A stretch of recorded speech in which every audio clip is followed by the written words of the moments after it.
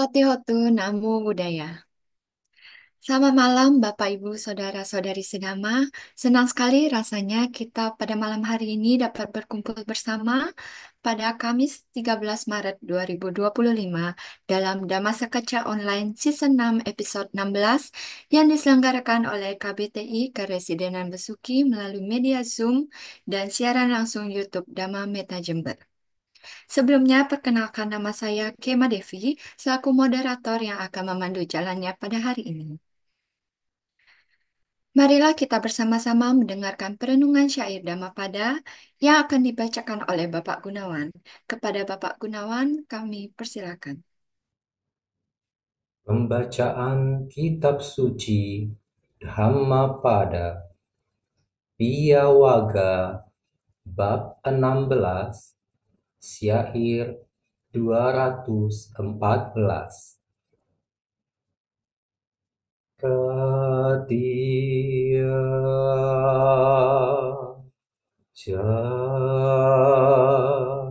Jayati Soko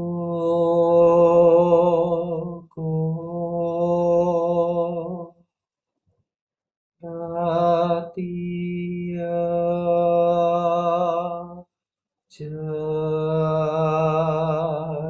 Jayati Hayang Ratia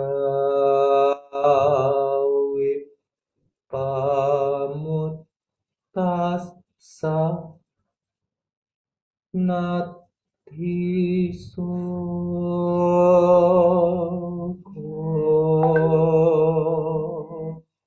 Kuto Bayang. Dari kemelekatan timbul kesedihan, dari kemelekatan timbul ketakutan. Bagi orang yang telah bebas dari kemelekatan, tiada lagi kesedihan maupun ketakutan. Sadu, sadu, sadu. Baik, terima kasih Bapak Gunawan atas penyampaian syair Dhamma pada hari ini. Sebelum memulai Dhamma Sakecca Online, marilah kita awali dengan melakukan penghormatan kepada Tiratana dengan membacakan nama Karapata. Bapak, Ibu, Saudara-saudari sedama, dimohon untuk bersikap anjali. Arahang Samma Sambuddho Bhagawa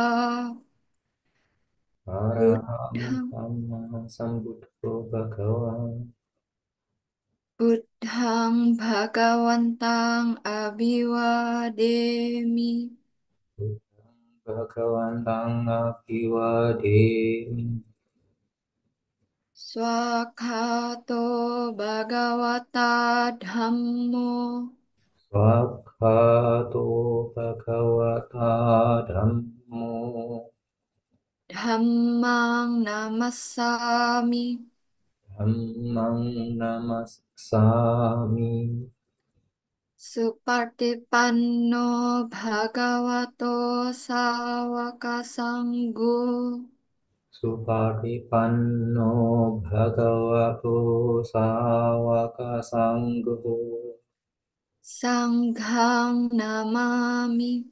Sanghang Namami.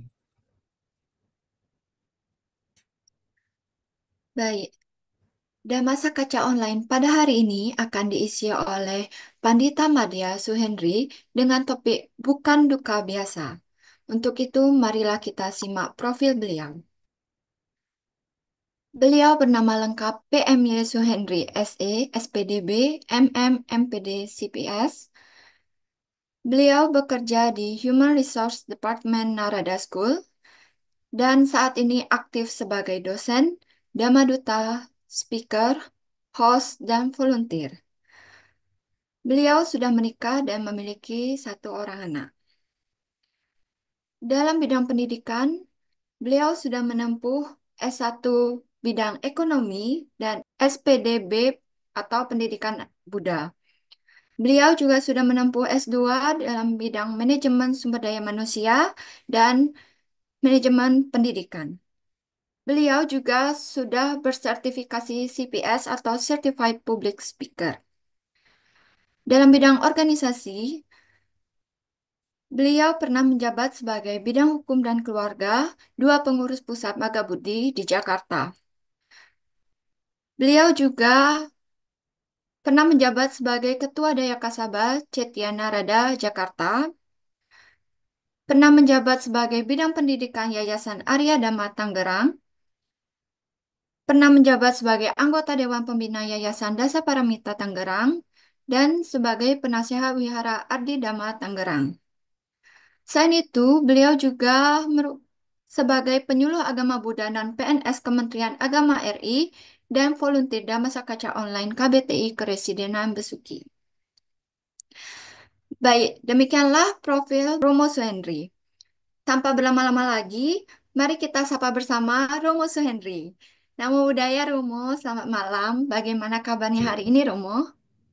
Selamat malam, Kema. Kabarnya baik. Baik, mungkin eh, langsung saja tanpa berlama-lama lagi, waktu dan tempat saya persilahkan Romo. Baik, terima kasih kepada pembawa acara sekaligus moderator kita, Saudari Kema Devi, yang memandu acara kita pada malam hari ini, serta tadi telah terus syair Dhammapada dari Bapak Gunawan Prabowo, yang sangat indah sekali. Biku Sangga yang saya muliakan, Rama Ramani, Bapak Ibu, saudara-saudari yang menyaksikan acara ini dimanapun berada, saya ucapkan selamat malam, Namo Buddhaya.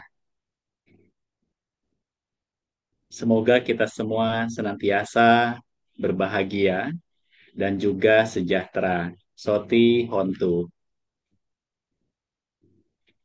Kita kembali bersama-sama akan belajar Dhamma melalui satu komunitas, yaitu komunitas Dhamma Dhamma Sakaca Online yang diselenggarakan oleh KBTI Keresidenan Besuki.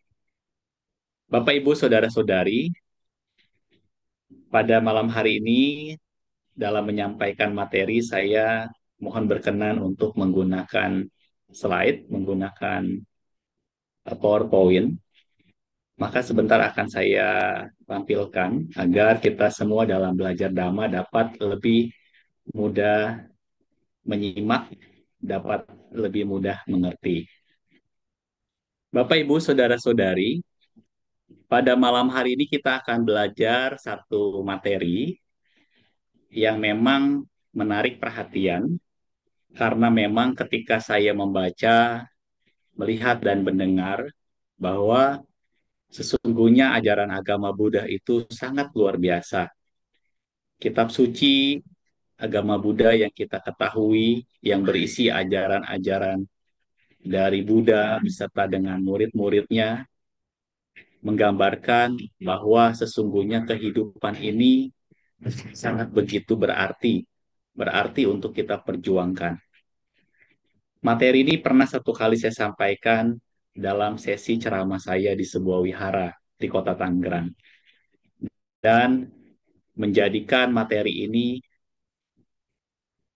umat begitu antusias mendengarkan serta bisa memunculkan kesadaran agar memang memperjuangkan kehidupan ini.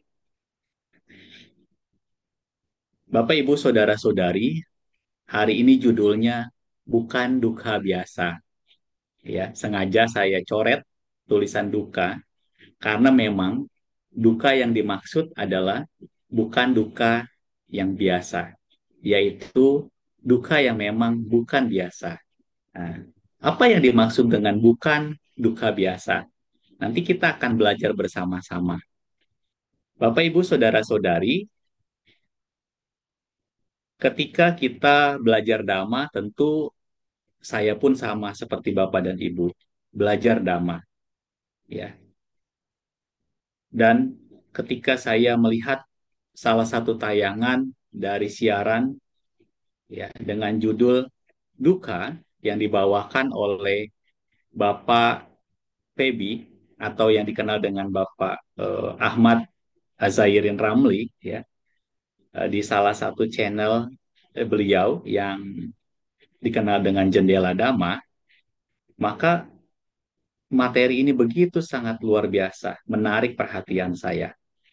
Maka itu saya sarankan Bapak dan Ibu, ya, kalau kita punya kesempatan untuk belajar Dhamma, salah satu sumber inspirasi dan referensi yang bisa kita pelajari berasal dari Jendela Dhamma. Ya. Apa saja yang diceritakan oleh Pak Febi ketika berbicara tentang duka memunculkan satu kata, yaitu Sangwega. Ya. Banyak orang ketika ada orang lain mengalami kedukaan, ya, barangkali Kema juga pernah melihat eh, ketika ada seseorang yang sedang mengalami kedukaan, ada sahabat mengucapkan turut Sangwega Cita. Nah, sesungguhnya Sangwega Cita ini apa sih, gitu kan?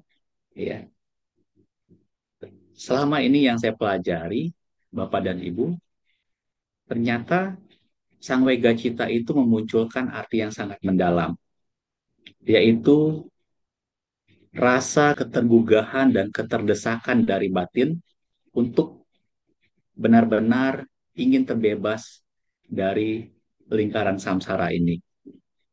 Maka ketika kita memahami tentang fenomena-fenomena kehidupan, khususnya kita memahami tentang duka, pelajaran duka ini sangat sangat sangat luar biasa, ya. Dan saya juga pernah sampaikan di satu wihara bahwa pelajaran tentang bukan duka biasa adalah pelajaran yang memang untuk kita semua sebagai landasan.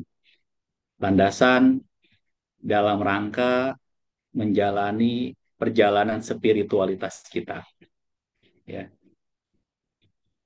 Bapak, Ibu, Saudara-saudari, maka itu pada kesempatan hari ini saya mohon izin, ya, kepada Kang Febi, kepada Pak Febi untuk sedikit mengulas dari apa yang beliau pernah sampaikan, dan dengan sudut pandang yang memang bisa menjadikan wawasan kita lebih luas. Termasuk nanti Kema juga boleh bertanya, ya, kira-kira apa sih yang dimaksud dengan Romo Suhendri ini, seperti itu. Karena memang pelajaran harus diperhatikan dengan baik, disimak dengan baik, dengan penuh perhatian. Ya, sedikit saja kita kurang perhatian, bisa jadi kita akan melewatkan kesempatan yang sangat baik, ya, dalam rangka menambah bukan hanya intelektualitas kita, tetapi juga kebijaksanaan kita. Seperti itu. Bapak, Ibu, Saudara-saudari, ketika kita menjadi seorang umat Buddha, kita dihadapkan pada banyak fenomena kehidupan. Salah satu fenomena kehidupan yaitu tentang duka. Muncul pertanyaan, apakah duka yang dimaksud ini hanya sebatas penderitaan? Ya, kalau misalnya saya saat ini misalnya kaki saya kesemutan, apakah itu duka? Kalau misalnya Kema mengalami satu kondisi atau keadaan yang kurang nyaman, misalnya sakit gigi, apakah itu duka? Apakah orang-orang yang berada di rumah sakit adalah orang-orang yang sedang mengalami duka? Nah, Bapak, Ibu, Saudara-saudari, maka saya akan membahas duka ini lebih luas lagi. Apa sih yang dimaksud dengan duka? Kita mulai dengan konsep dari 4 kebenaran mulia. Kalau kita belajar Dhamma, Bapak dan Ibu, khususnya kita belajar Sutta Pitaka dalam Samyutta Nikaya, kita akan menemukan para biku adalah karena tidak memahami dan tidak menembus empat kebenaran mulia, maka kalian dan aku telah mengembara dalam perjalanan panjang samsara ini. Ya, apakah empat ini? Ya, ini bagus sekali kata-katanya. Ya, ini kata-kata yang disampaikan para biku karena tidak memahami dan tidak menembus empat kebenaran mulia, maka kalian dan aku telah mengembara dalam perjalanan panjang samsara ini. Apakah empat ini? Yang pertama adalah kebenaran mulia tentang realitas penderitaan yang dikenal dengan dukasa arya saca sa. Kemudian yang kedua adalah kebenaran mulia tentang sebab penderitaan, yaitu dukasa samudayasa arya saca saca. Ya, saya ulang, dukasa dukasa samudaya sa arya saca sa. Ya. Yang ketiga adalah kebenaran mulia tentang padamnya penderitaan. Dukasa samudaya arya saca sa. Dan yang keempat tentu saja adalah kebenaran mulia tentang jalan menuju padamnya penderitaan atau duka niroda gaminia arya saca sa. Ya, slide-nya sudah berubah ya, Kema. Ya, kalau kalau sudah berubah dan terbaca, kasih jempol. Bapak, Ibu, Saudara-saudari, inilah empat kebenaran mulia yang diajarkan oleh guru Buddha, di mana kebenaran mulia tentang realitas penderitaan itu menempati urutan pertama. Artinya, kita harus berusaha memahami empat kebenaran mulia berawal dari nomor yang pertama, yaitu berawal dari kebenaran mulia tentang realitas penderitaan. Ini terdapat dalam Samyutta Nikaya bab 56 nomor 21. Kemudian, kalau kita berbicara tentang kedudukan empat kebenaran mulia, itu sangat penting. Kenapa? Karena empat kebenaran mulia ini merupakan ajaran pokok paling mendasar dari seluruh ajaran para Buddha. Ya, empat kebenaran mulia ini adalah ajaran yang sangat pokok, Bapak dan Ibu, dan sangat paling mendasar. Jadi para Buddha, baik Buddha saat ini, Buddha Gotama, maupun pada Buddha-Buddha yang lampau, dengan waktu yang sangat panjang dan yang sangat lama, dan kita mengenal berbagai Buddha, ya, dari Buddha awal-awal kita kenal, ada Buddha Padumuttara, ya, sampai dengan ada kita kenal Buddha Dipankara, Buddha Konagamana, ada Buddha Kasapa, ya, dan Buddha-Buddha lain sampai dengan Buddha Gotama. Para Buddha ini mengajarkan ciri yang khas yaitu tentang empat kebenaran mulia. Jadi, setiap dari para Buddha, ketika beliau mencapai pencerahan, beliau pasti mengajarkan tentang empat kebenaran mulia. Yang kedua, mengapa empat kebenaran mulia ini sangat penting, mempunyai kedudukan yang sangat penting, karena memahami empat kebenaran mulia merupakan gerbang awal dari seluruh spiritualitas yang berbasiskan pada ajaran Buddha. Ya, jadi kalau kita sebagai umat Buddha, Bapak dan Ibu, tentu saja kita harus berusaha memahami, minimal memahami secara intelektualitas. Ya, bahkan kita berusaha memahami bukan hanya sekedar intelektualitas, tapi berusaha memahami secara kacamata sudut pandang yang benar. Gerbang awal dari seluruh spiritualitas. Kalau kita belajar berbagai dhamma, ajaran Buddha yang begitu banyak, ya, tentu saja ajaran-ajaran Buddha ini memang penting. Tetapi Bapak dan Ibu, kita harus berusaha memahami empat kebenaran mulia. Kenapa? Karena ini adalah gerbang awal dari seluruh spiritualitas kita. Nah, yang ketiga, Tanpa memahami empat kebenaran mulia, maka tidak akan ada pembebasan. Ya, jadi Kema, Bapak Ibu, saudara-saudari, seseorang yang tidak memahami empat kebenaran mulia, ya, dikatakan niscaya tidak akan mungkin ia akan melakukan pembebasan. Dia tidak akan mungkin terbebas dari yang namanya lingkaran samsara. Maka, ya, bisa dipastikan seseorang yang telah mencapai tingkat-tingkat kesucian, maka sesungguhnya ia telah menembus empat kebenaran mulia ini. Ya, jadi sesungguhnya kalau misalnya ditanya penting penting atau tidak empat kebenaran mulia ini, tentu sangat penting Bapak dan Ibu. Dan kita bisa belajar empat kebenaran mulia ini dari berbagai sumber. Ya, dari banyak suta kita bisa melihat empat kebenaran mulia ini seperti apa esensinya. Salah satunya kita bisa buktikan sangat jelas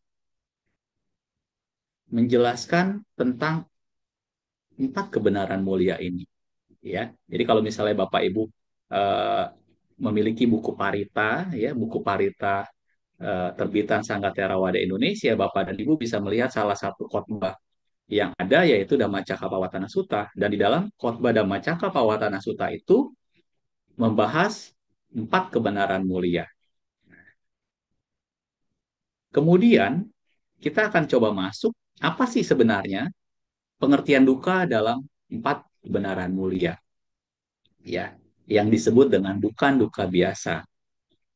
Sesungguhnya Bapak dan Ibu, duka bukan berarti hanya bukan berarti hanya penderitaan semata, ya. Bukan berarti hanya sekedar penderitaan semata. Kalau kita mencari, ya, misalnya di Google arti kata duka, banyak yang mengartikan bahwa duka hanyalah sebagai penderitaan.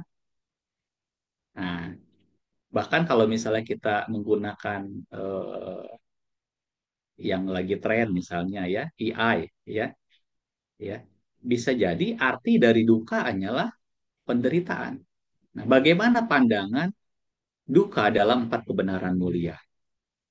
Yang pertama, tentu, ya, Buddha mengatakan duka yang dimaksud dalam empat kebenaran mulia adalah duka dukata. Yang kedua adalah sangkar, dan yang ketiga adalah wiparinama dukkata. Ya, memang sekilas apa maksudnya ya? Kayak bahasa Pali nih ya.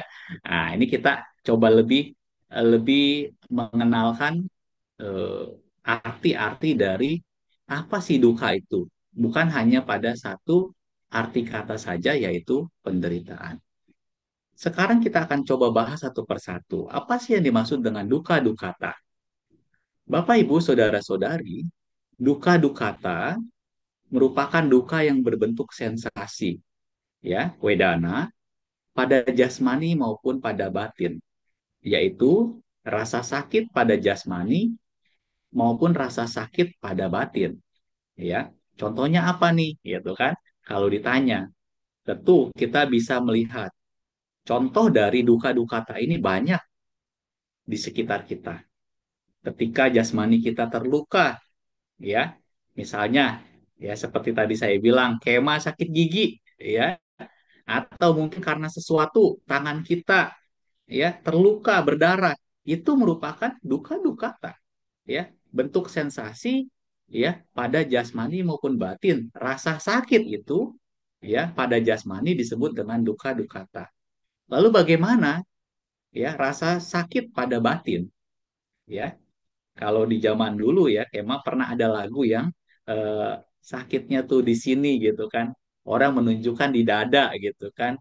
Sesungguhnya Bapak dan Ibu, ya, rasa sakit pada batin itu adalah sebuah perasaan.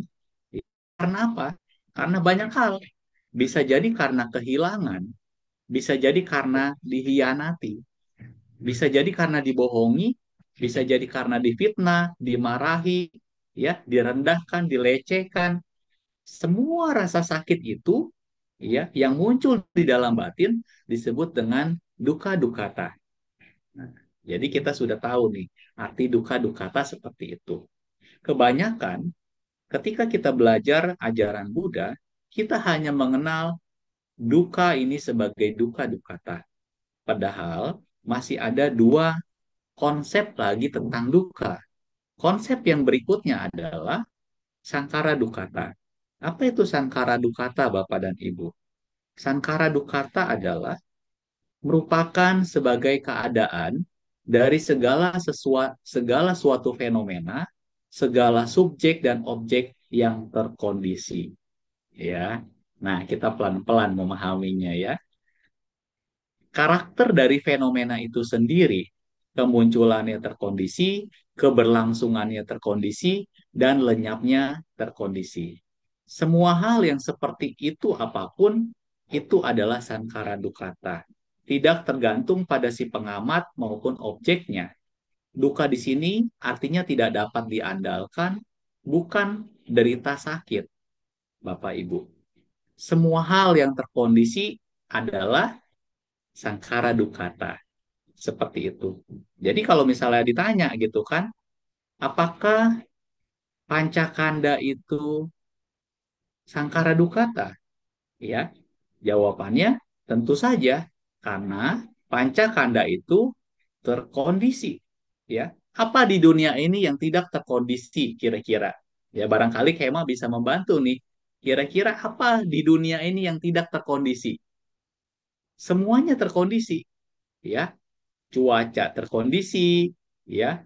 Eh, jasmani kita terkondisi, ya, semuanya terkondisi.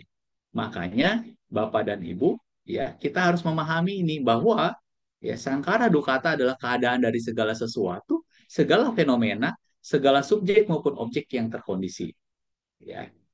Nah, Bapak Ibu, saudara-saudari, kalau misalnya kita mau lebih tahu lagi yang lain, kita bisa lihat, ya, apa itu misalnya. Oke, sebentar. Yang ketiga adalah Viparinama Dukkata. Oke, sebentar, saya stop dulu. Ya, sampai sini kita sudah coba belajar memahami.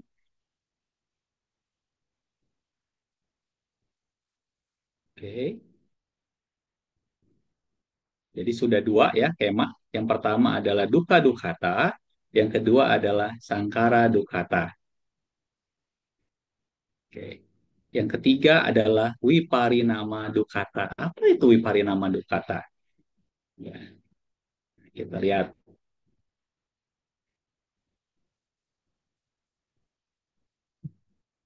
Bapak, Ibu, Saudara-saudari. Nah,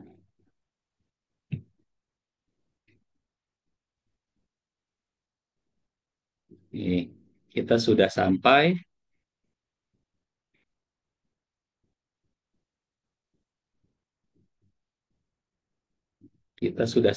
Sangkara Dukata.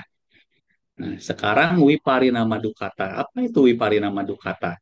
Wiparinama Dukata merupakan sebagai keadaan dari segala sesuatu, segala fenomena, segala subjek dan objek yang berubah, tidak kekal, berganti. Ya, banyak yang mensalahartikan bahwa ketika seseorang tidak bisa menerima perubahan, maka disebut dengan Wiparinama Dukata. Sesungguhnya itu adalah pemahaman yang salah. Bapak, Ibu, saudara-saudari, ya. Pemahaman yang salah adalah penderitaan muncul dari tidak bisa menerima bahwa segala sesuatu itu tidak kekal. Ya, kesalahannya sikap tidak menerima disertai rasa sakit itu adalah duka dukata. Sedangkan wiparinama dukata adalah perubahan atau ketidakkekalan itu sendiri, ya, yang merupakan duka. Nah, Bapak Ibu saudara-saudari, kalau ada muncul pertanyaan, kalau batinnya seimbang, ya, batinnya tenang seimbang, muncul UPK. Ketika ada anggota keluarga meninggal, apakah itu bukan duka? Nah, coba Kema dijawab, Kema. Kira-kira. Kalau ada batinnya seimbang nih, kita batinnya seimbang nih. Terus ada anggota meninggal dunia. Apakah itu bukan duka? Iya, silakan Kema. Barangkali Mike bisa dibuka. Nah, Bapak Menurut Ibu juga yang di YouTube boleh boleh boleh ya, boleh kasih komentar ya. Bagaimana Kema? ya izin Romo, menurut Kema duka, cuman karena kita bisa menyeimbangkan batin, jadi duka itu lebih bisa kita terima gitu, nggak yang marah-marah atau sampai menyebabkan sakit hati gitu misalnya. Gitu menurut Kema. Oke, terima kasih jawabannya ya.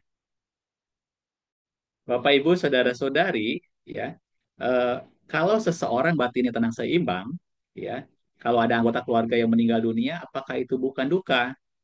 Ya, jawabannya itu tetap duka, namanya wipari nama duka. Tetapi ia tidak terkena duka dukata, begitu Kema. Ya. Jadi apakah ada kalau ketika ada seseorang yang meninggal batinnya seimbang dia tidak tidak disebut dengan duka, itu disebut duka, tapi kategorinya adalah wiparinama duka. Kematian itu sendiri adalah wiparinama duka, seperti itu. Ya, nah, Bapak Ibu saudara-saudari pelan-pelan menyimaknya ya. Nah, kemudian kalau kita lihat apa sih duka dalam Dhammacakka Pawatana Sutta? Ya, dikatakan jati piduka, jarapi duka, maranampi dukang, soka paridewa duka, domana supaya sapi duka, api piehi sampayoko duko, piehi wipayogo duko, yampi cangna labati tampi dukang, sangki tena pancupa dana kanda duka. Nah, ini kita coba analisa ya. Apa sih yang dimaksud dengan jati piduka? Apakah jati piduka ini masuk ke dalam duka dukata, sangkara dukata, atau wipari nama dukata? Nah, coba kita tanya lagi Kema. Kalau kelahiran adalah penderitaan, masuk kategori duka yang mana dari tiga itu? Apakah kelahiran itu duka dukata? Apakah kelahiran itu sangkara dukata? Atau wipari nama dukata? Nah, silakan Kema dipilih Kema. Eh, coba.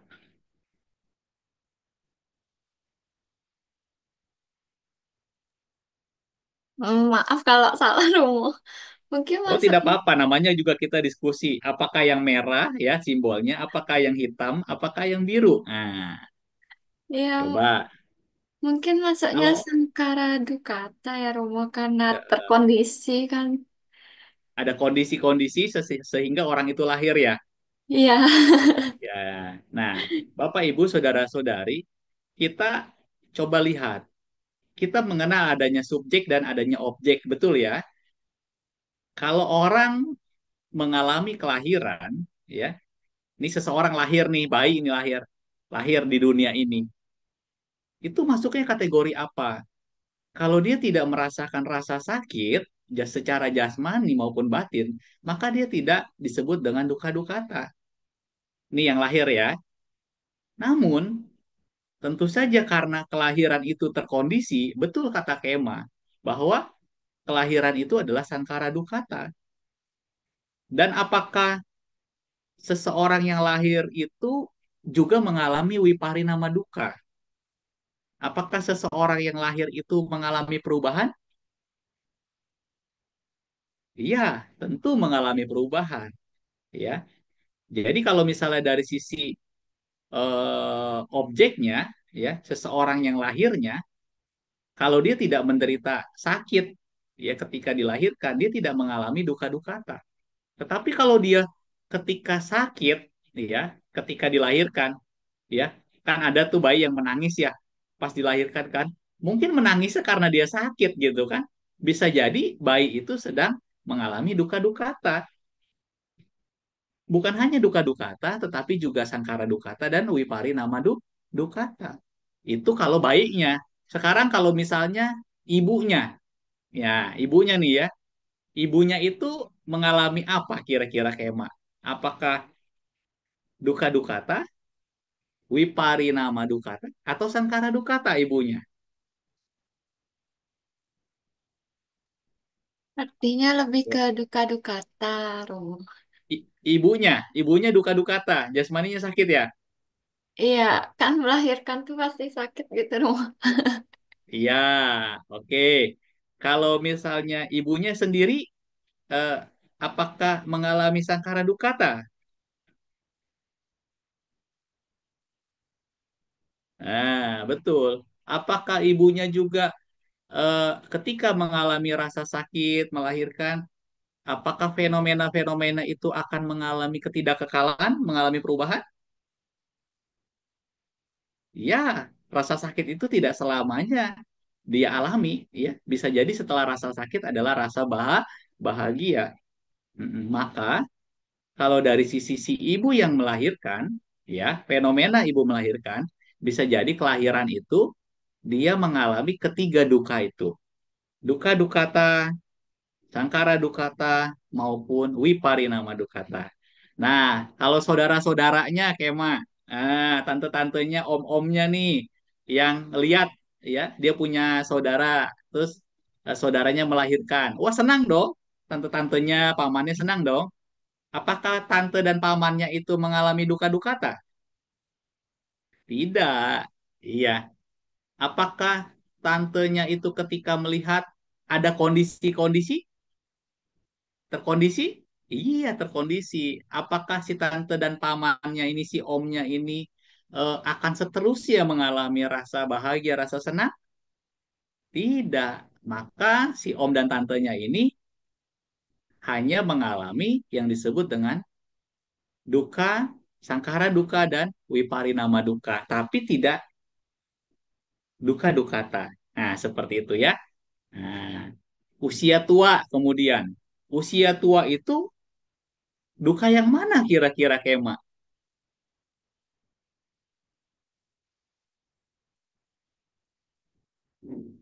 Apakah duka dukata, apakah sangkara dukata, atau wiparinama dukata? Mungkin lebih ke Sangkara Dukata dan Wiparinama Dukata, Rum. Wah, luar biasa ya. Begitulah Bapak dan Ibu, kalau kita belajar Dhamma dan mengetahui bahwa usia tua merupakan bagian dari kehidupan, kita bisa menerima kenyataan usia tua, maka kita tidak menderita. Kita tidak mengalami yang disebut dengan apa tuh? Duka dukata secara batin. Tetapi secara jasmani, kalau orang mengalami usia tua, apakah dia punya rasa sakit secara jasmani? Bisa jadi, ya. Banyak orang tua mengalami rasa sakit. Ya, artinya apa? Makin tua makin banyak penyakitnya, seperti itu ya. Tapi ada juga orang tua yang ketika mengalami usia tua, dia tidak sakit, ya. Andai kata dia sakit, sakit yang ringan-ringan. Jadi kebanyakan Bapak dan Ibu, ketika seseorang mengalami usia tua, apakah dia akan mengalami duka dukata, apakah dia akan mengalami wiparinama dukata atau sangkara dukata, tergantung kembali kepada individunya. Tetapi yang pasti, usia tua itu bagian dari sangkara dukata dan wiparinama dukata. Ya. Nah, kemudian kematian. Kematian itu masuk yang mana nih? Ya, Bapak dan Ibu bisa tebak gitu kan? Kematian itu masuk yang mana? Nah, tentu saja kematian itu adalah bagian dari proses kehidupan, konsekuensi dari kelahiran. Kematian itu, ya, fenomena kematiannya adalah sangkara dukata, dan kematian itu adalah bagian dari wiparinama dukata, seperti itu. Ya, ada gak orang yang mati sakit batinnya? Nggak ada ya, Kema ya. Kalau orang sudah mati, batinnya tidak sakit. Apakah orang yang sudah meninggal, jasmaninya sakit? Tidak, ya. Maka ada orang yang meninggal, setelah meninggal itu misalnya dikremasi ya, atau mungkin dimakamkan, maka orang itu sudah tidak lagi mengalami rasa sakit baik secara jasmani maupun secara batin. Maka bisa dikatakan kematian itu adalah sangkara dukata dan seperti itu ya. Nah, kemudian yang keempat, kesedihan, ratap tangis, penderitaan jasmani, kepedihan hati ya, Bapak dan Ibu, termasuk keputusasaan ya. Itu apa tuh kira-kira Kema? Coba kita lihat. Apakah itu duka dukata, sangkara dukata, atau wiparinama dukata? Ijen Romo, mungkin semuanya masuk ya, soalnya kan ada. Betul ya. 100 buat Kema. Semuanya masuk ya. Iya. Bapak Ibu, inilah manfaatnya kita belajar dhamma. Jadi kalau orang yang mengalami kesedihan, ya tentu saja itu sakit batin Kema. Ratap tangis tentu saja sakit batin. Penderitaan jasmani itu sakit jasmani. Sakit jasmani maupun sakit batin disebut dengan duka dukata. Termasuk kepedihan hati, keputusasaan itu masuk duka dukata. Tapi baik kesedihan, ratap tangis, penderitaan jasmani, kepedihan hati, keputusasaan, itu adalah sangkara dukata juga karena ada kondisi-kondisi dari yang terjadi. Kemudian itu juga akan mengalami yang namanya wiparinama duka. Fenomena-fenomena tentang kesedihan, ratap tangis, penderitaan, jasmani maupun batin, itu akan mengalami yang namanya ketidakkekalan. Ya, karena tidak ada orang yang sedihnya sedih terus ya, ketika dia mengalami kesedihan dia sedih terus, nggak ada ya, pasti akan mengalami perubahan seperti itu. Makanya kalau misalnya tadi menjawab pertanyaan Kema menjawab pertanyaan dari saya, itu semuanya betul Kema ya. Nah yang kelima nih Kema, berkumpul dengan yang tidak disenangi adalah penderitaan. Itu penderitaan yang mana, Kema? Apakah duka dukata, sangkara dukata, atau wipari nama dukata?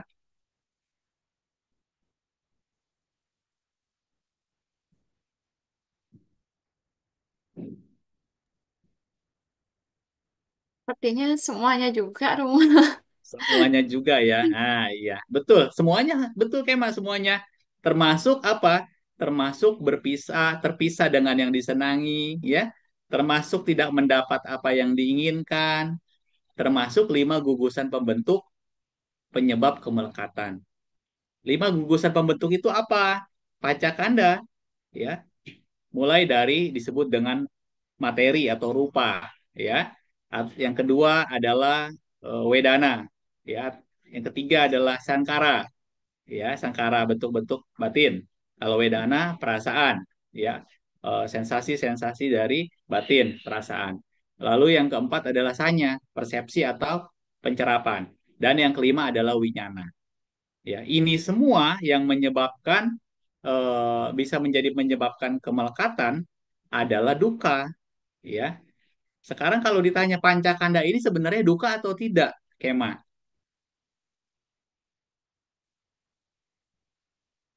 5 gugusan pembentuk ini duka apa bukan? Luka, Romo. Duka. Ya jelas Buddha Buddha menyampaikan bahwa 5 gugusan pembentuk pancakanda adalah duka. Namun ya, kalau misalnya kita coba analisa lagi, apakah itu duka dukata, sangkara dukata, wiparinama dukata?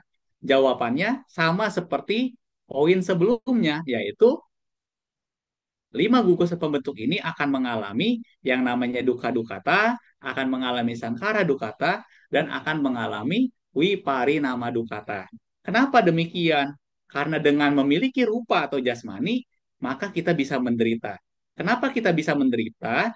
Karena jasmani ini bagian dari fenomena kehidupan yang ketika tidak dijaga, tidak dirawat, itu akan mengalami ketidakkekalan. Orang yang tidak bisa menerima perubahan, apa yang terjadi? Dia akan mengalami duka dukata. Ya, perubahan itu sendiri adalah wiparinama dukata. Dan perubahan itu dari lima gugusan pembentuk adalah sankara dukata karena ada kondisi-kondisi yang memunculkan, yang membuat berlangsung dan lenyapnya kondisi-kondisi tersebut. Ya, jadi sudah paham ya, Bapak Ibu saudara-saudari, kalau belum memahami bisa diulang lagi ya apa yang dimaksud sama Romo Zuhendri. Nah, Kema sudah mulai memahami ya Kema ya. Intinya bukan duka biasa. Kenapa bukan duka biasa? Bukan hanya sekedar penderitaan. Ya, sakit gigi itu betul penderitaan, tapi ketika misalnya saya tanya, apakah sakit gigi itu adalah duka dukata? Jawabannya, ya, ketika kita memang mengalami rasa sakit tersebut. Tapi kalau batin kita seimbang, Bapak dan Ibu, ya, ini akan jauh lebih membantu apakah kita terkena duka atau kita tidak terkena duka, ya. Apa di dunia ini yang tidak dicengkram oleh duka? Coba, apakah ada di dunia ini yang tidak dicengkram oleh duka? Jawabannya tidak ada. Semua fenomena di dunia ini dicengkram oleh duka.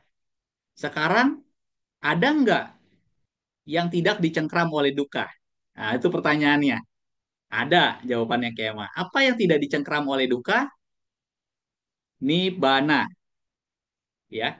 Nibbananya juga masuk kategori sudah tidak bersisa. Artinya apa sudah tidak bersisa? Seseorang yang sudah suci mencapai tingkat kesucian arahanta dan dia sudah eh, tidak punya rupa, tidak punya jasmani lagi, gitu. Jadi ibaratnya arahat yang sudah meninggal itu sudah tidak bisa lagi dicengkram oleh yang namanya duka, oleh ketiga jenis duka ini. Makanya muncul diskusi kita selanjutnya, ya. Mengapa ada duka? Ya, mengapa ada duka? Karena kita masih punya yang namanya tanha. Kenapa ada kelahiran dan kematian? Karena kita masih punya yang namanya nafsu keinginan, ya. Kalau Bapak Ibu melihat di dalam empat kebenaran mulia, penyebab dari duka adalah tanha, ya. Nafsu-nafsu keinginan rendah itu bisa menyebabkan munculnya duka, ya. Begitu juga kenapa bisa lahir, kenapa bisa mati, ya. Seseorang karena masih punya yang disebut dengan tanha atau nafsu keinginan. Bapak, Ibu, saudara-saudari, dulu saya pernah dapat satu quote yang bagus ya. Kalau eh, kata-kata ini bagus sekali. Kalau Anda tidak mau mengalami kematian, maka berusaha. Coba kalau dianalisa. Kenapa sih kita masih menderita? Karena kita masih. Tapi ketika kita sudah meninggal, apakah kita masih menderita? Masih menderita karena setelah kematian kita lahir lagi gitu kan? Seperti itu. Jadi begitu terus Bapak dan Ibu, kelahiran dan kematian yang tak terhingga dari kehidupan demi kehidupan. Maka itu Bapak dan Ibu, kita sangat beruntung sekali kita mengenal ajaran Buddha karena guru Buddha mengajarkan, mengarahkan agar kita bisa terbebas dari lingkaran samsara, lingkaran kelahiran dan kematian, dan mengarah pada terbebasnya kita dari duka, seperti itu. Ya, nah, Bapak Ibu saudara-saudari, eh, analisis lainnya tentang duka. Ya, apakah kehidupan di alam Brahma adalah duka? Coba dijawab kira-kira Kema. Apakah kehidupan di alam Brahma adalah duka? Menurut saya duka sih Romo karena nggak, maksudnya cuman sementara doang. Karena di alam Brahma maksud saya masih mengalami perubahan, betul ya? Tentu duka yang mana yang dialami ketika seseorang lahir di alam Brahma, ya? Mungkin saja dia tidak mengalami yang namanya rasa sakit secara jasmani, ya. Tapi apakah dia akan mengalami yang namanya sangkara dukata dan wiparinama dukata? Tentu dia akan dicengkram oleh yang namanya sangkara dukata dan wipari nama dukata. orang yang lahir di alam dewa maupun di alam Brahma, ya, ia tetap mengalami yang namanya duka. Kenapa? Karena ia tetap masih dicengkram oleh yang disebut dengan sangkara dukata dan wiparinama dukata. Ada ketidakkekalan di sana, ya. Orang yang lahir di alam Brahma masih bisa lahir kembali di alam lain seperti itu, ya, belum terbebas. Nah, ini pertanyaan berikutnya, Kemah. Apakah Buddha dan Arahat yang masih hidup masih dicengkram oleh duka? Coba dijawab. Sepertinya masih Romo di duka Iya, yang terakhir itu. betul. Hidup ya, yang masih hidup itu masih dicengkeram oleh duka. Duka yang mana? Oleh sangkara dukata dan wiparinama duka. Karena kan masih ada kondisi-kondisi. Tetapi para arahat dan Buddha ini tidak dicengkeram oleh yang disebut dengan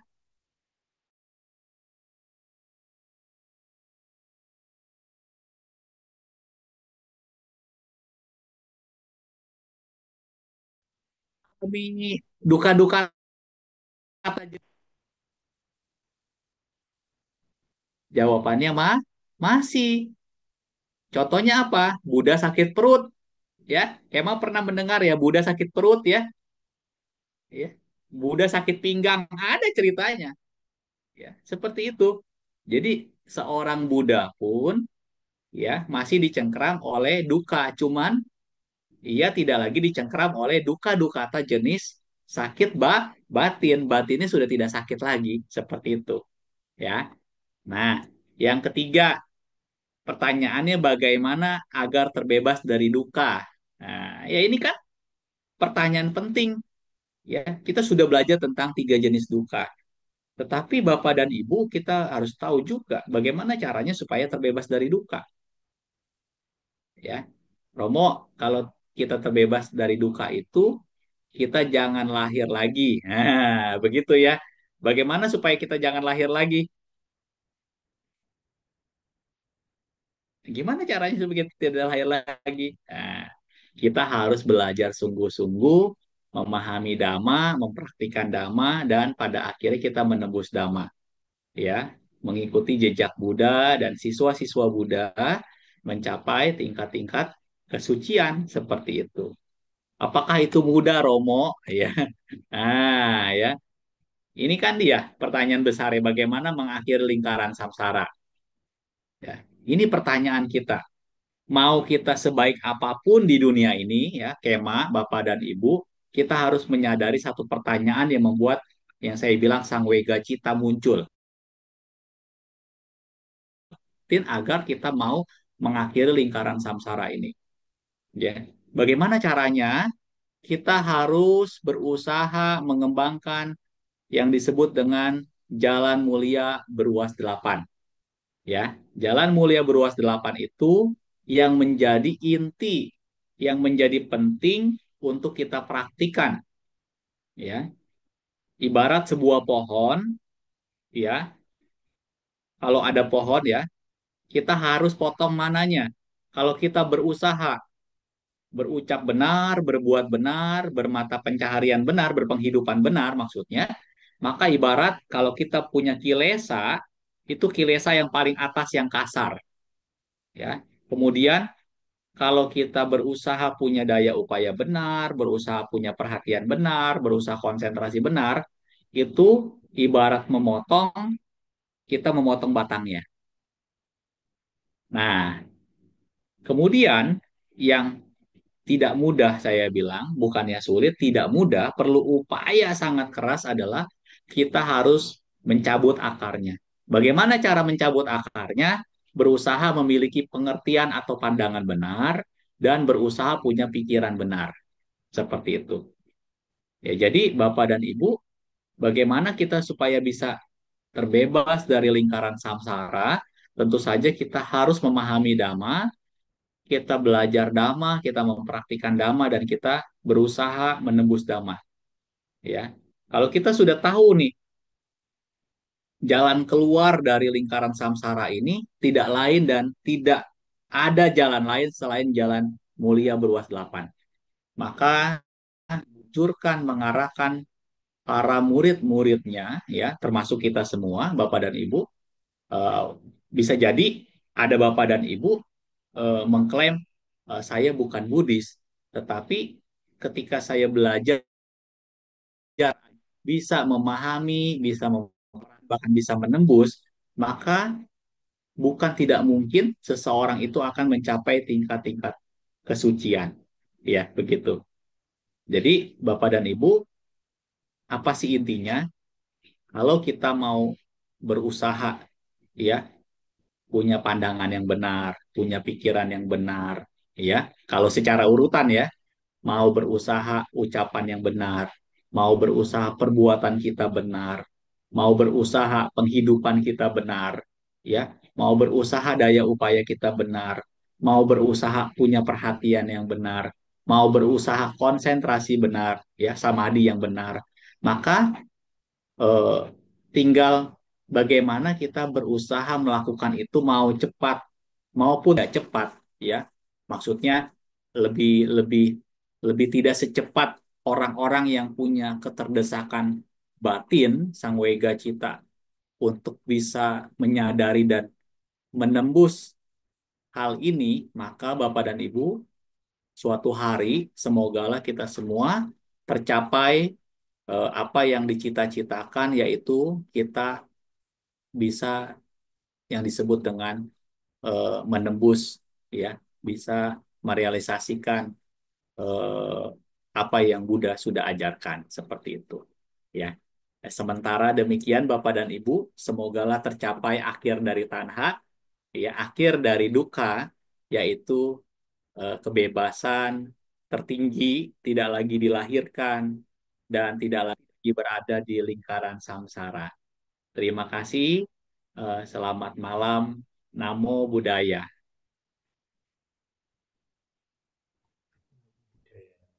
Oke. Baik. Nah, Terima kasih Romo atas pemaparan materinya yang sangat luar biasa bagus dan mendalam ya bisa dibilang.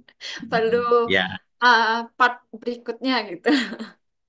ya, Ya, baik selanjutnya sesi diskusi kami persilahkan kepada Bapak Ibu Saudara-saudari sedama baik dari Zoom atau YouTube live streaming dapat bertanya melalui kolom komentar di Zoom maupun di YouTube. Atau mungkin ada yang mau tanya langsung bisa menggunakan fitur raise hand yang terdapat di Zoom. Kami persilahkan pada Bapak Ibu.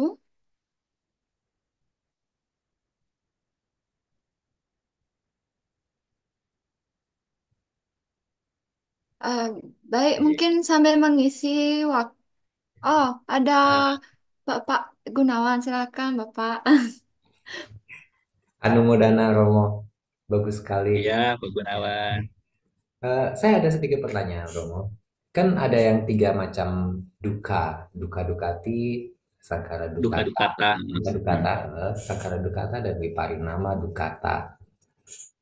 Kalau sebagian besar bahkan para Buddha dan Arahat pun masih terbelit dalam sangkara dan viparinama dukata, kalau kita sebagai manusia yang mengalami duka dukata, apa yang bisa kita lakukan, Romo? Ya, Kayak perasaan itu yang sangkara dan wiparinama itu tidak bisa kita apa-apakan. Tapi bagaimana supaya tidak duka-dukata juga kita alami? Apa tips ya, dan triknya? ya, baik. Wah, ini pertanyaannya bagus sekali ya. Kalau saya bilang keren pertanyaannya. Ya. Pak Gunawan dari Denpasar, Bapak dan Ibu. Tadi saya sebelum mulai saya sempat bertanya, dari mana Pak Gunawan? Dari Denpasar katanya, ya. Sama seperti moderator kita, Kema dari Bali ya. Beruntung sekali kita punya volunteer Bapak dan Ibu, dan saya juga mengajak Bapak dan Ibu yang ingin bersama-sama membantu Damasa Kaca ya online ini. Sebelum masuk kepada jawaban saya akan mumpung ingat ya. Jadi nanti kita dalam rangka Waisak kita akan setiap hari ya buka ya online ya dengan pembicara-pembicara hebat, saya pun sudah mengetahui ya pembicara-pembicaranya sangat luar biasa. Jadi Bapak dan Ibu bisa melihat mengikuti SPD yang diselenggarakan oleh Damasa Kaca Online KBTI Keresiden Besuki. Nah, Bapak Ibu saudara-saudari, saya jadi teringat ketika saya minta review Pak Gunawan. Waktu yang lalu saya ceramah di satu wihara dan kebetulan umatnya saya kenal ya. Waktu hari Minggu saya ceramah, Seninnya saya bertemu ya saya tanya bagaimana gitu kan, apakah mudah dimengerti bisa dipahami ya, karena memang saya sampaikan apa yang saya sampaikan ini bagi yang belum mengerti sama sekali adalah hal yang barangkali agak mendalam ya, karena berbicara bukan hanya sekedar pada kulitnya gitu bahasa lainnya ya, tapi lebih mendalam tentang batin. Kalau Sangkara Dukata dan Wiparinama Dukata memang itu kita tidak bisa apa-apain bahasanya. Itu sudah alamiah terjadi. Eh, Fokus kita adalah kepada duka dukata. Bahkan ketika saya minta review, teman saya menjawab intinya saya itu menjelaskan melalui apa yang saya dengar, apa yang saya baca, kita fokus kepada duka dukata. Duka dukata pun kita fokus kepada yang batin, bukan pada jasmani. Ya, walaupun nanti ada efek kepada jasmani ketika batinnya sakit. Ya, banyak yang mengatakan ya, Pak Gunawan maupun Kema, ketika seseorang batinnya sakit, apakah terpengaruh pada rupanya, pada materi, pada jasmani ini? Ya tentu berpengaruh. Karena salah satu pengaruh dari rupa ketika pikiran atau citanya itu kurang baik, maka akan berpengaruh pada rupanya. Bapak, Ibu, Saudara-saudari, apa yang harus kita lakukan terhadap fenomena duka ini? Satu, ya, kita harus belajar dhamma. Kita harus belajar dhamma dan berusaha punya pandangan-pandangan benar. Karena banyak sekali pandangan-pandangan yang saya katakan keliru, ya. Bahkan ada beberapa yang eh, berpikir bahwa sesuatu yang tidak kekal dianggap kekal, ya. Sesuatu yang tidak indah dianggap indah. Begitu kan bahasanya. Sesuatu yang sesungguhnya bukan bukan diri, atta, eh, eh, anata, dia bilang atta gitu, seperti itu dan lain sebagainya. Maka kalau misalnya kita mengerti dhamma, memahami dhamma, eh, maka walaupun secara intelektual kita tahu, kalau kita seimbangkan, selaraskan dengan praktik, ya, dengan praktik meditasi, dengan praktik pengembangan batin, maka hal ini akan menjadikan kita lebih baik. Ya, contohnya apa? Contohnya ketika batin ini punya kebiasaan, punya kebiasaan eh, tidak suka sama orang. Ya, banyak orang yang tidak suka sama orang belajar dhamma tetap dia punya perasaan itu. Ya, berarti itu masih pada tataran hanya sekedar tahu bahwa ada loh fenomena batin tidak senang. Ya, sebenarnya ada obatnya, tetapi dia tidak lakukan. Nah, yang kita bisa lakukan adalah kita bukan hanya belajar dhamma, tetapi kita juga berusaha mempraktikkan dhamma. Ketika ada perasaan muncul karena objek yang bertemu, ya, Pak Gunawan barangkali tahu di dalam fenomena kehidupan, ketika kontak terjadi, ya, ada 6 landasan indera terjadi kontak, maka itu keperasaan, ya, perasaan. Eh, Ketika perasaan ini muncul, moha ya Pak Gunawan punya kebodohan batin, maka yang terjadi adalah dia akan bersekutu dengan yang namanya dosa, ya, atau dia akan bersekutu dengan apa yang disebut dengan loba atau keserakahan. Jadi fenomena perasaan ketika terjadi kontak, misalnya mata, ya, saya melihat objek, mata saya melihat objek, ada kesadaran mata, Dan di situ muncul, oh ternyata yang saya lihat musuh saya. Apa yang terjadi? Secara reaksi, secara reaksi, mata melihat, perasaan tidak senang. Perasaan tidak senang ini tentu saja kalau kita belajar di Aku Salah Cita 12 ya Pak Gunawan, apa yang terjadi? Moha bersekutu dengan dosa. Jadi yang terjadi apa? Kita makin larut pada pengembang biakan kebencian. Maka apa yang harus kita perhatikan adalah kita harus punya perhatian ketika mata melihat, jadikanlah itu hanya sekedar melihat. Andai kata muncul ketidaksukaan, kita berlatih supaya ketidaksukaan itu tidak muncul karena kita sudah memahami misalnya bahaya dari kebencian, kita memahami dari bahaya ketidaksukaan, termasuk kita memahami kalau misalnya apa yang kita lihat menambah keserakahan kita. Bagaimana caranya supaya kita bisa terlatih, ya, bisa punya batin seimbang, kita bisa punya perasaan eh, hanya sekedar melihat, itu butuh waktu, ya, butuh waktu dan perlu latihan. Kalau seseorang hanya sekedar tahu di tataran intelektualitas, maka ketika terjadi kontak pada 6 landasan indria, mata melihat objek yang tidak disukai, maka secara otomatis perasaan memunculkan tidak suka.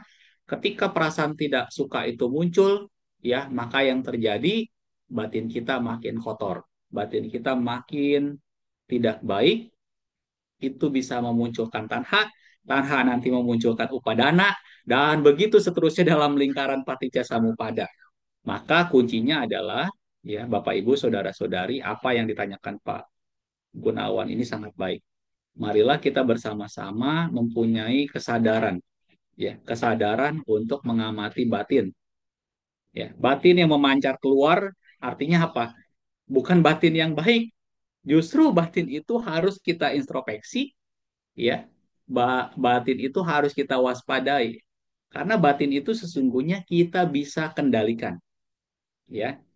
Orang bilang ada nggak yang bisa kendalikan orang lain? Yang baik adalah berusaha kendalikan diri sendiri, terutama kendalikan kendalikan batin kita, karena yang tahu batin kita baik atau tidak baik bukan orang lain, ya. Orang bisa tertipu sama apa yang kita ucapkan, ya, tetapi ada orang lain yang tidak bisa kita tipu, yaitu diri kita sendiri. Seperti itu, ya. Demikian, semoga menjawab. Baik, Romo, terima kasih jawabannya. Ya, Dan itu bisa membuat aliran pertanyaan lagi, Romo. ya, silakan. Kalau Seru, kita, memang Pak Gunawan, memang belajar dhamma itu menarik, ya. Apalagi kita belajar dhamanya bukan cuma sekali dua kali. Kita belajar dhamanya sampai intens, kita sampai punya keingintahuannya begitu besar tentang dhamma. Tetapi memang yang kita harus perhatikan, kita bukan hanya sekedar kaya intelektual, tetapi kita harus imbangi dengan praktik-praktik yang baik seperti itu. Karena kekayaan intelektual itu akan tidak menjadi kemajuan batin kita kalau sekadar cuma kita ketahui gitu. baik, caranya menguatkan kesadaran sekarang, Romo, dengan Nah, meditasi. meditasi. Nah, kalau meditasinya, kalau penyadaran kan intinya meditasi penyadaran nafas, contohnya anapanasati. Tapi eh, apakah kita harus berdiam meditasi berjam-jam begitu? Apa ada cara yang lebih praktis untuk yang bisa dikatakan meditasi bahwa kita eh, men- mungkin tidak seintens meditasi kalau kita berwipasana yang berjam-jam begitu. Tapi dalam keseharian Romo, ada nggak yang bisa kita lakukan untuk bisa menuju paling nggak menggeser eh, spiritualitas kita menuju ke arah yang lebih baik. Contoh misalnya ketika saya dalam keseharian saya kalau saya sedang bekerja, saya mengingat oh ternyata saya masih bernafas ya. Ada udara di hidung saya. Apakah itu termasuk salah satu praktek, Romo? Bisa nggak disebut? begitu. Iya, sesungguhnya meditasi itu bisa dilakukan dalam berbagai momen. Cuma kita mau menggunakan momen itu atau tidak, ya. Kebanyakan bagi pemula, ya, mengapa mengapa mereka harus duduk, ya, mereka harus punya waktu tertentu, karena memang meditasi itu diajarkan secara bertahap dan, ya, bagi pemula itu memang seperti itu. Tapi bagi orang yang sudah terlatih, setiap momen pun dijadikan meditasi, ya. Karena momen meditasi itu adalah berkesadaran setiap saat. Berkesadaran setiap saat ini artinya apa? Kita hidup di saat ini, di momen saat ini, ya. Kebanyakan kan orang eh, bisa jadi tidak hidup di saat ini, dia hidup di masa lalu atau dia mempersiapkan hidup di masa yang akan datang yang belum tentu terjadi. Nah, itu bahayanya. Maka yang bisa dilakukan kalau kita sebagai pemula, ya, momen-momen latihan meditasi itu baik, ya. Kita ikut meditasi di wihara, ada program meditasi kita ikut, itu baik daripada kita tidak sama sekali. Tetapi, ya, ini juga kontroversi. Eh, kalau begitu berarti dia bisa bisa tenang seimbang pada saat meditasi saja dong. Nah, jawabannya belum tentu, ya. Karena orang yang duduk bermeditasi pun, apakah dia benar-benar bisa tenang? Sebenarnya orang yang duduk bermeditasi pun, kalau kita mau jujur-jujuran, apalagi dia pemula, itu akan sangat sulit tenang.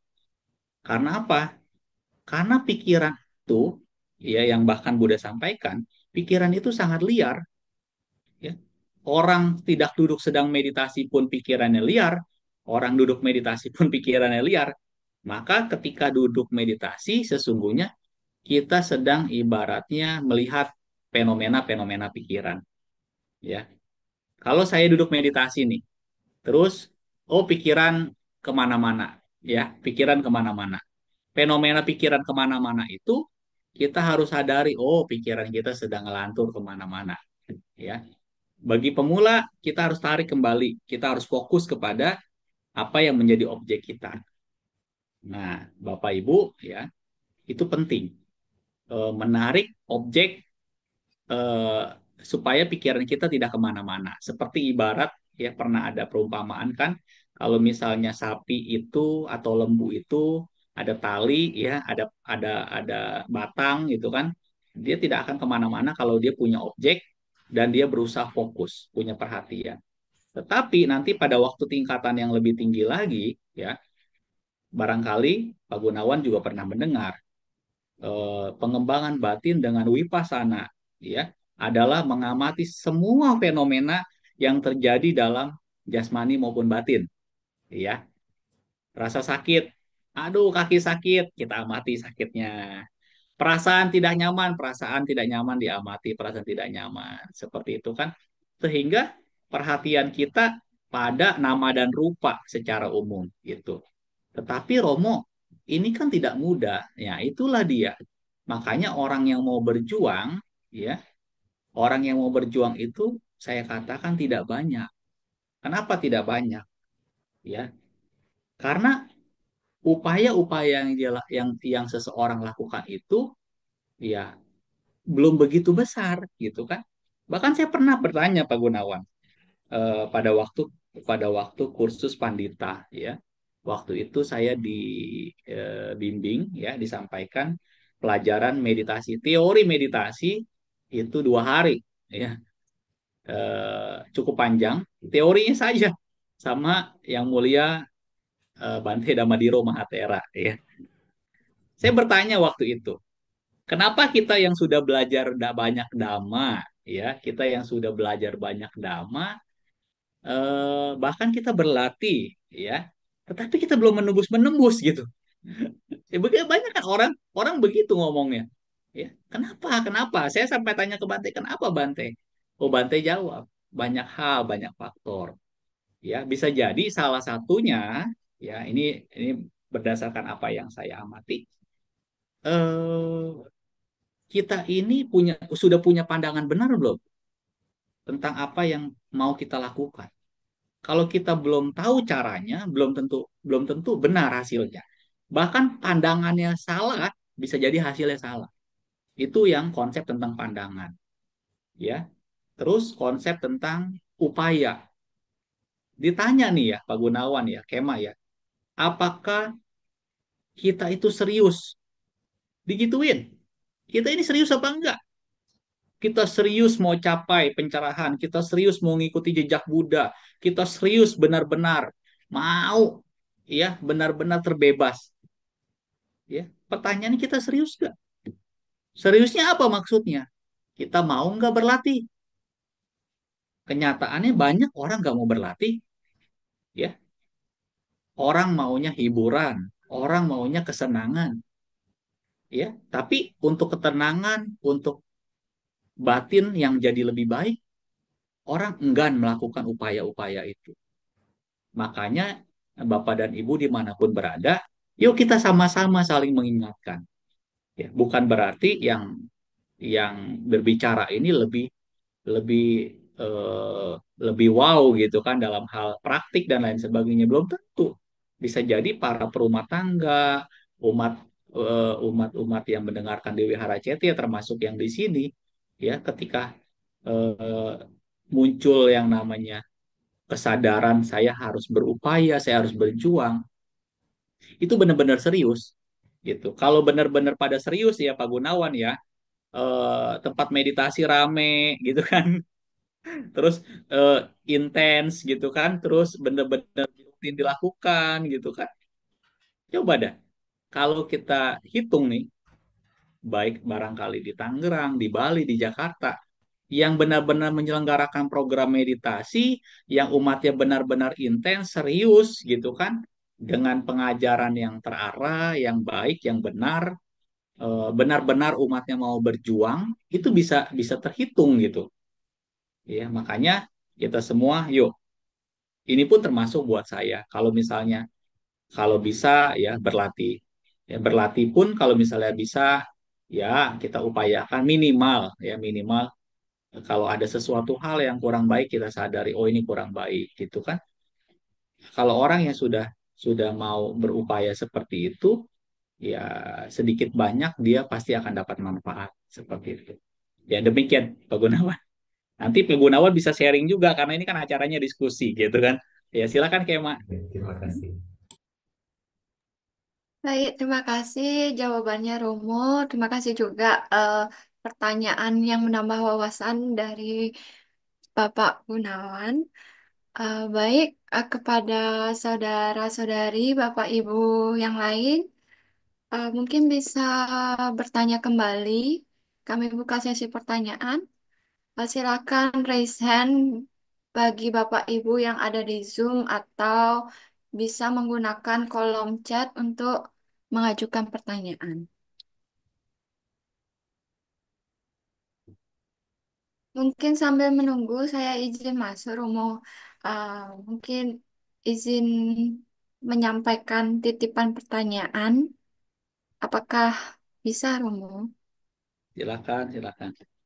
Ya, jadi ini mungkin sedikit sensitif mungkin ya. Jadi pertanyaannya yaitu eh, di Indonesia ini kan banyak sekali agama, ada 6 gitu.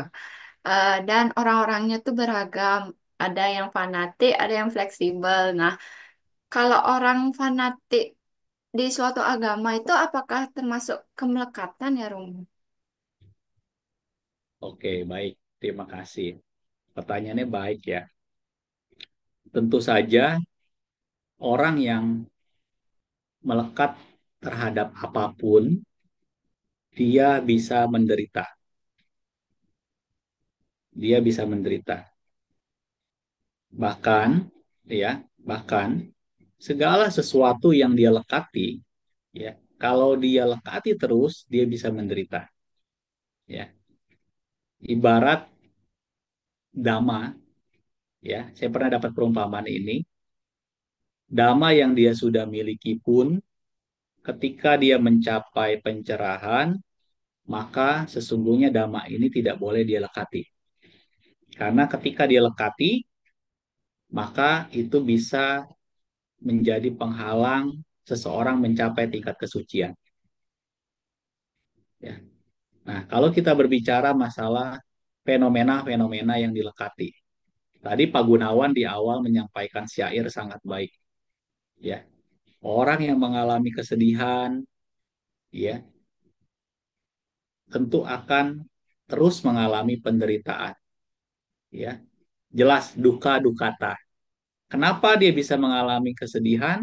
Karena dia mengalami atau dia melekati sesuatu. Ya, seseorang yang melekat nih, saya sampaikan ini fenomena kehidupan. Dia sayang sama orang tuanya, dia tidak mau orang tuanya sakit. Ya itu secara masyarakat baik ya Pak Gunawan ya. Dia tidak ingin anaknya sakit. Betul.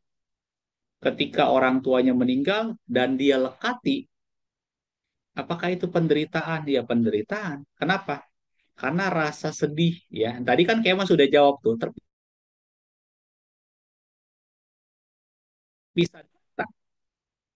Apalagi kalau misalnya ya seseorang beragama, misalnya dia beragama Buddha, terus dia punya banyak pengetahuan, terus dia sombong, terus dia sampai dia fanatik berlebihan, agama saya paling benar, agama yang lain salah. Saya bilang bukan kebaikan. Karena apa, teman-teman? Ya, karena agama itu dijadikan pedoman hidup. Begitu ya Pak Gunawan ya. Bukan sebagai etalase yang harus dipamer-pamerkan. Oh, saya nih beragama Buddha nih, saya tahu banyak segala macam. Ya, hati-hati. Bahkan ada yang mengatakan jangan jadikan dhamma itu sebagai tongkat pemukul. Artinya apa? Kita tahu banyak dhamma, terus kita nyalahin orang-orang yang tidak baik. Saya sudah baik, kamu tidak baik. Kamu sudah ke wihara belum? Saya sudah ke wihara dong. Kamu sudah meditasi belum? Saya sudah meditasi dong. Ya, hati-hati. Kita jelek-jelekin orang, ya, hanya karena kita lebih pandai, kita lebih hebat, hati-hati. Ya, dan sensitivitas keragaman di Indonesia itu, ya, sangat benar-benar harus diperhatikan oleh seluruh elemen masyarakat Indonesia. Karena apa? Kan kita tahu ada yang namanya kerukunan antar umat beragama, ya, kerukunan sesama umat beragama. Kalau kita tidak rukun sesama umat beragama, ya, kita dengan aliran lain aja misalnya gitu kan saling saling nyinyir gitu kan, tidak mau menghormati, tidak mau saling menghargai, susah. Bagaimana nanti kita mau menghargai antar umat beragama, ya. Bapak, Ibu, saudara-saudari, jadi saya teringat ya, dulu waktu eh, mungkin beberapa bulan yang lalu saya diminta ya menjadi moderator dalam acara jagongan ya. Oh Bante, di sini juga kan ada yang suka diminta juga barangkali. Di acara jagongan itu para pembicara dari tokoh agama, dari lintas agama saling menyampaikan pendapat-pendapatnya. Dan saya sangat apresiasi dan sangat salut dengan berbagai agama yang ada di Indonesia karena mereka berbicara tentang kerukunan. Ya, kalau kita mau fanatik, jadilah orang yang kuat keyakinannya terhadap tiratana secara internal. Tetapi kita tidak diperkenankan karena apa yang kita ketahui ini menjadikan agama orang lain seperti kurang baik di mata kita. Jangan. Karena apa yang kita ketahui barangkali hanya hanya sedikit dibandingkan saudara-saudara kita yang punya keyakinan berbeda yang mereka sudah banyak pengetahuannya. Ya.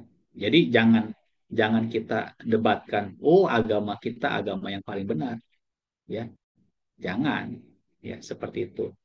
Agama itu akan bermanfaat kalau kita jadikan praktik kehidupan, ya. Tapi kalau kita jadikan ajang perdebatan, ya ajang bahkan perselisihan, hati-hati bisa jadi masalah.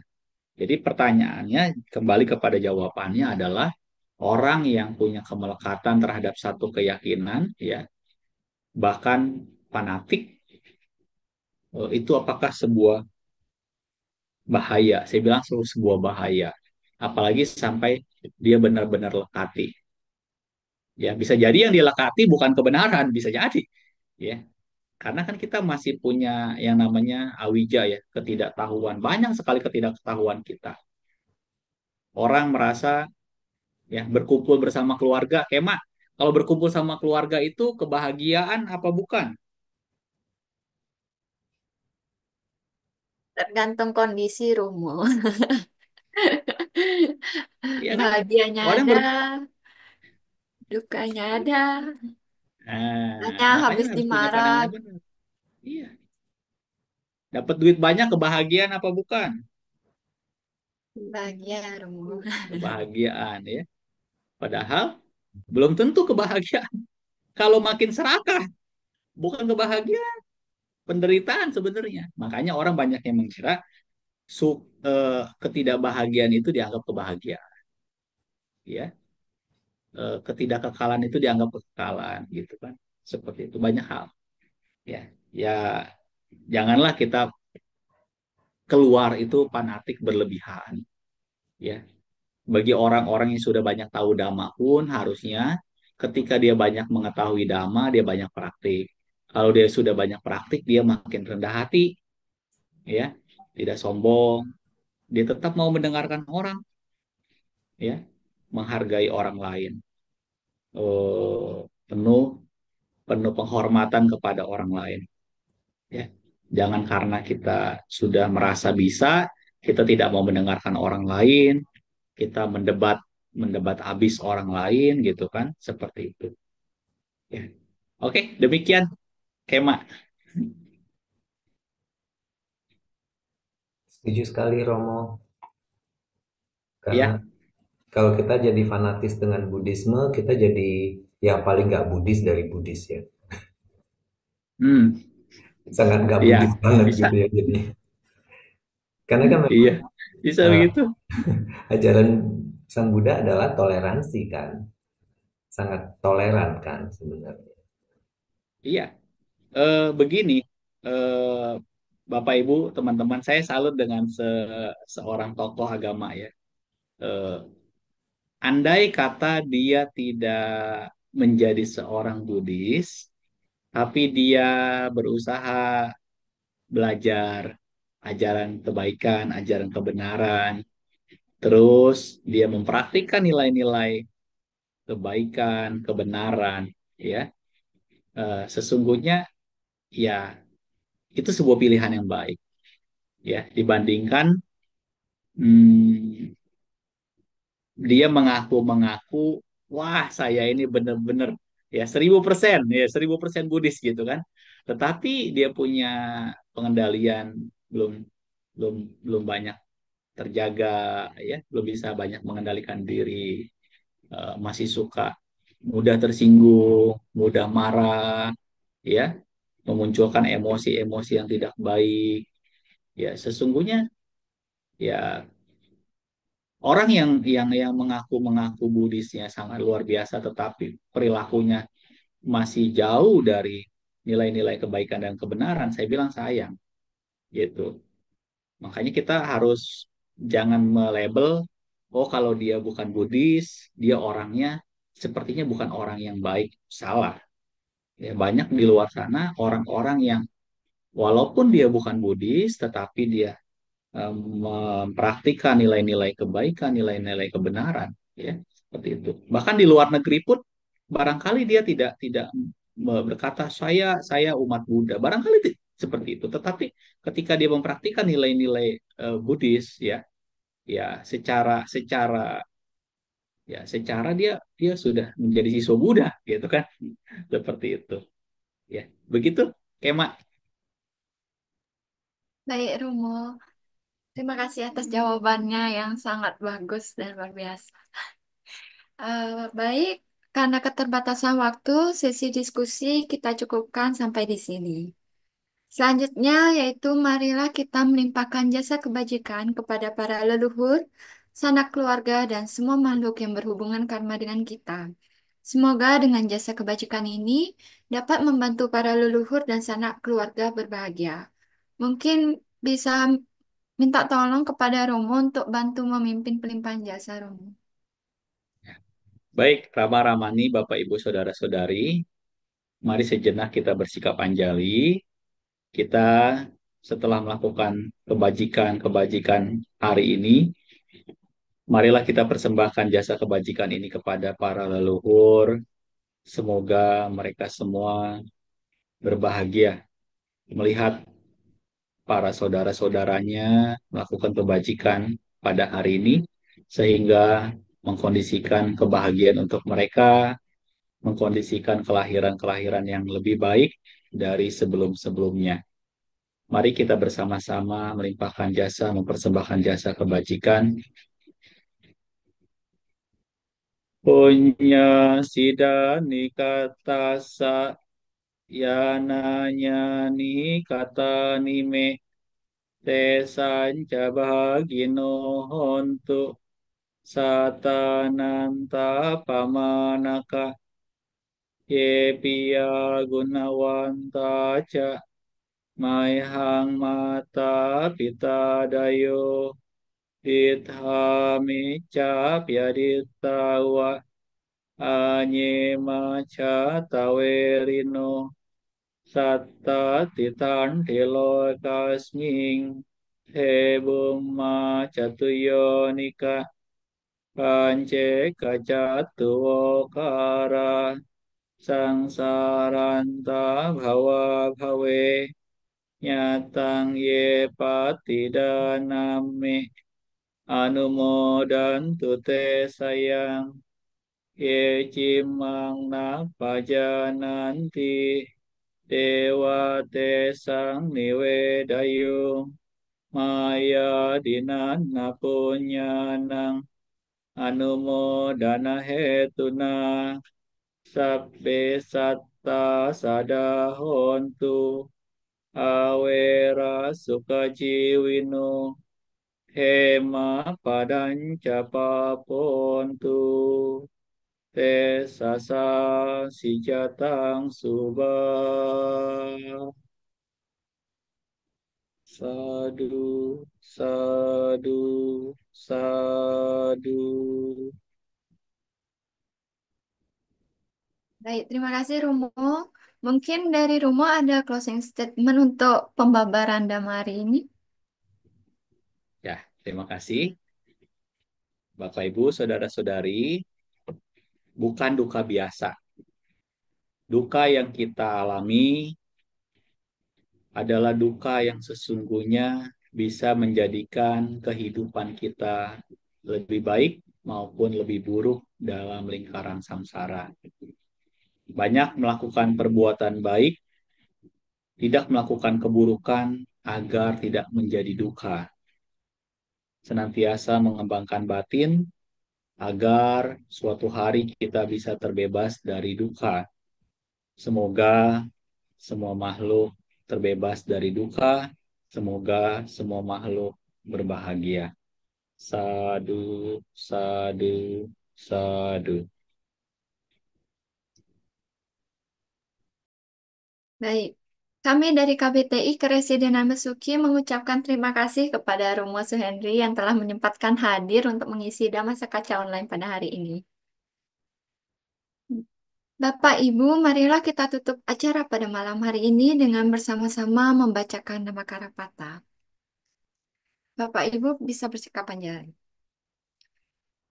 Arahang Samma Sambuddho Bhagawa Buddhang Bhagawantang Abhiwademi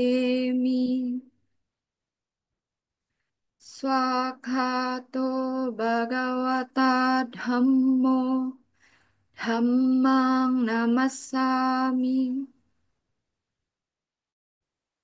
Supatipanno Bhagavato Sawaka Sanggo Sanggang Namami. Marilah bersama-sama mengucapkan patana Sabe Sata Bawantu Sukitaka. Semoga semua makhluk berbahagia.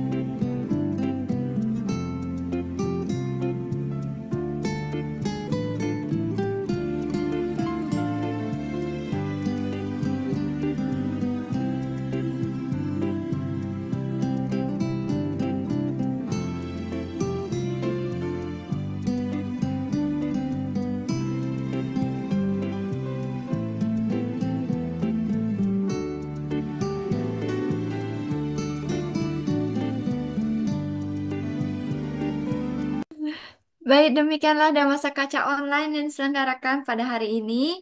Kami mengucapkan terima kasih atas kehadiran Bapak, Ibu, Saudara-saudari sedama. Saya Kemal selaku moderator pada hari ini memohon maaf apabila terdapat kesalahan kata. Saya tutup dengan Sabe Sata Bawantu Sukitata. Semoga semua makhluk berbahagia. Sadu, sadu, sadu. Terima kasih semua.